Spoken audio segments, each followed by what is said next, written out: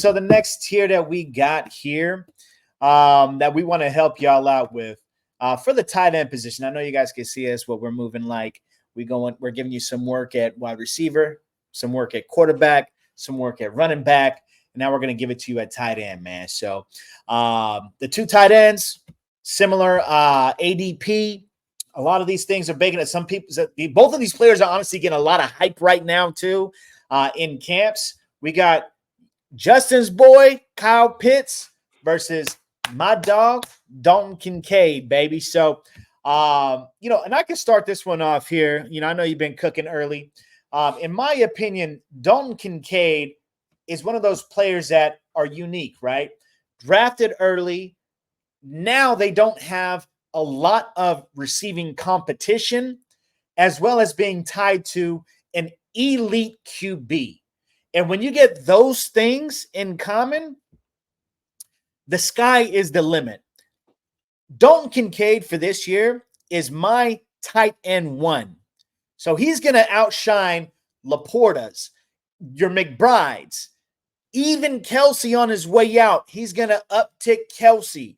They've been looking for somebody that they can target consistently throughout the year, not only in the intermediate routes, also in the red zone, as well as a consistent, strong safety valve. That's what you've got in Dalton Kincaid. He's been lining up not only at tight end, they've been lacing him up in the slot. And this year, look, the dude's 6'4", 240.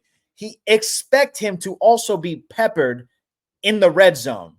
So with young position players like that, you want to see them start to take off at some point their rookie year. A lot of them have slow starts. With him, he was in a timeshare at tight end, at a slow start with that draft capital. And especially when they phased Diggs out towards the end of the year, who came up not only towards the end of the regular season, but also came up big in the playoffs? That's Dalton Kincaid. So when you see things like that, you can see signs of, okay, all right, they're trusting this guy in really big games. They're trusting this guy with the season on the line. Yeah, that's going to be big fantasy impact. So, go guns blazing, drafting your boy Kincaid, man. Kincaid, I see the upside with him, right? But then I look at upside from the other vantage point. And if you're going to take a tight end with upside, it has to be Kyle Pitts this year. As going as the tight end 7 in drafts right now, to me, this feels categorically wrong. Like, this is a player who, in his rookie season with a good quarterback, had 1,000 yards. This is well documented. Had an ACL tear, and then came back the next year a little bit slower. Not the same Pitts with Desmond Ridder and whoever, Taylor Heineke at quarterback, right? So we blame it on Arthur Smith.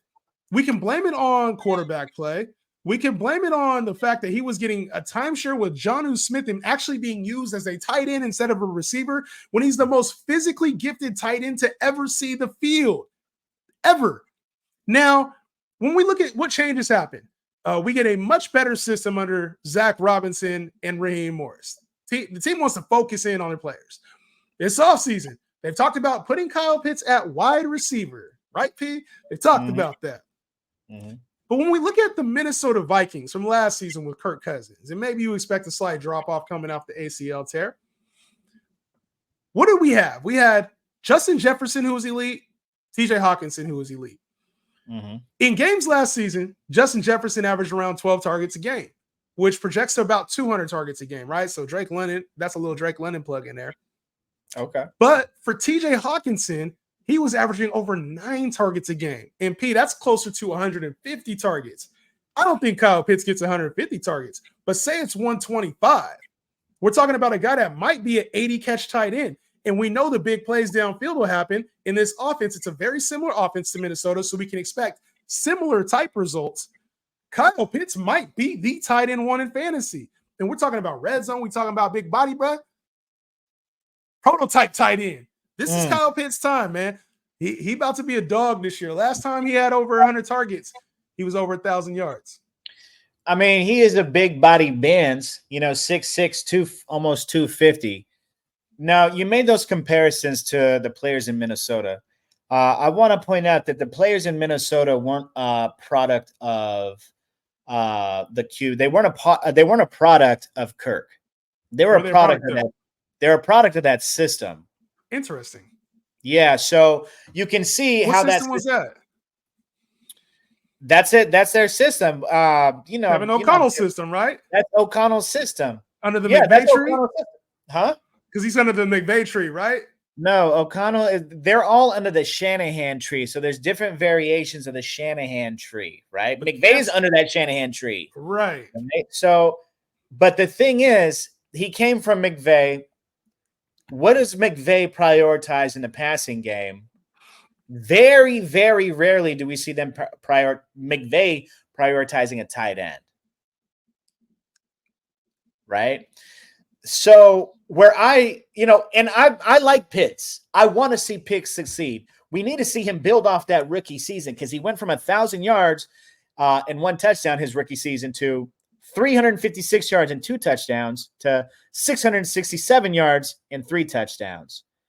So if he does get peppered in that offense of a play caller who came from the McVay tree, directly from McVay, what makes you think that they're going to prioritize the tight end from there? Zach Robinson came from the McVay tree too. And that's what makes this thing so lovely is that this is going to be an offense where it looks very similar to Minnesota. And this is going to be an offense where Kirk is going to be throwing the ball a lot. This is going to be offense that leans on 3 players and 3 players only. Bijan Robinson, Drake London, and Kyle effing Pitts, baby. And you know what? I like Kincaid, but I do have some concerns about his potential ceiling in that offense, man. You know, it's easy to be like he could be the tight end 1 because Stephon Diggs left, Gabe Davis left, so it's vacated targets. But under Joe Brady, they threw to the running back a lot. They threw at the line of scrimmage a lot. And you get guys like Curtis Samuel who can help you at the line of scrimmage. You go get a guy at the top of the 2nd round in Keon Coleman. You go get another guy. You have another guy already on your roster who you want to build up in Khalil Shakir. So it's not like this team doesn't have replacements for these targets, and Dalton Kincaid is just going to get force-fed. Dawson Knox is also back. During that time when Dalton Kincaid was going off, Dawson Knox was also hurt. So we will have 2 tight ends. We will have other weapons in this offense. I'm concerned about the ceiling because you talk about red zone. There's one red zone weapon that team uses, and that's Josh Allen in the red zone. So I get your point on Kincaid, and I think he'll be a very strong play in the mid tight end 1 section, but that's about where he should be going. And I think Kyle Pitts has infinitely more upside. Okay. I could rock with that. Upside, he has a lot of potential, and he's been having a lot of potential, Kyle Pitts. But potential just means you ain't done shit yet. So, I mean, look, I'm rooting for Kyle Pitts. I do think that there's going to be definitely an uptick. I think that this year overall, in terms of tight end, is, we're back to that place where it's like we got a lot of great tight ends. I think 8 through 1 can be definitely serviceable, and all of them have a case to be the tight end 1. But those are the players in the battles that me and Jay are going head to head on. If you guys got any other battles, any other players you want us to discuss and debate about, feel free to let us